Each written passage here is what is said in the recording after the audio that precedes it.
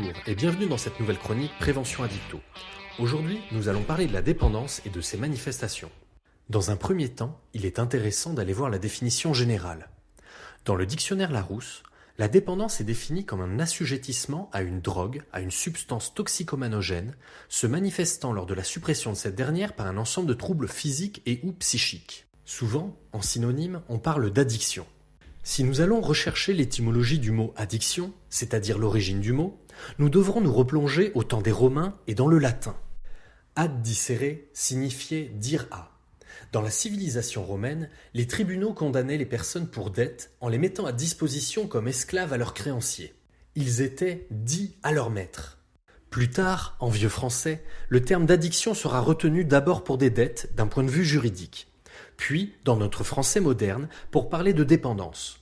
Le terme addiction évoque clairement la perte de liberté de choix et de décision et donc l'esclavage. Pour être plus précis dans le domaine des addictions, le terme dépendance était utilisé dans la 4e édition du DSM. Elle était définie comme une tolérance accrue, une consommation compulsive, une perte de contrôle et un usage continu malgré des problèmes physiques et psychologiques causés ou exacerbés par la substance. Quand il n'y avait pas de dépendance à proprement parler, on pouvait évoquer un abus de substance. Depuis 2013 est parue la 5e édition du DSM, qui ne fait plus référence à la dépendance, mais qui parle de troubles liés à la substance ou à un comportement. Ce diagnostic se base sur 11 critères. Suivant le nombre de critères présents, le trouble sera plus ou moins sévère. Des tests d'évaluation ont d'ailleurs été conçus à partir de ces 11 critères. On retrouve des troubles de l'usage avec produits, tels que le tabac, l'alcool, le cannabis, la cocaïne, les opiacés. Et des troubles de l'usage sans produit ou comportemental.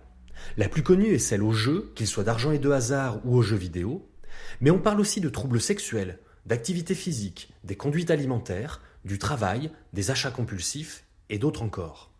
L'important sera au final, en cas de questionnement, de ne pas hésiter à solliciter un professionnel afin d'évaluer la situation et de pouvoir bénéficier de conseils et d'accompagnement. C'est la fin de cette chronique. En attendant la prochaine, si vous avez des questions pour vous, pour un membre de votre entourage ou pour des raisons professionnelles, vous pouvez nous contacter au XAPA Bobillo, 80 rue François Perrin, 87 000 Limoges, au 05 55 34 43 77 ou sur notre site internet centrebobillo.fr. Merci et à bientôt.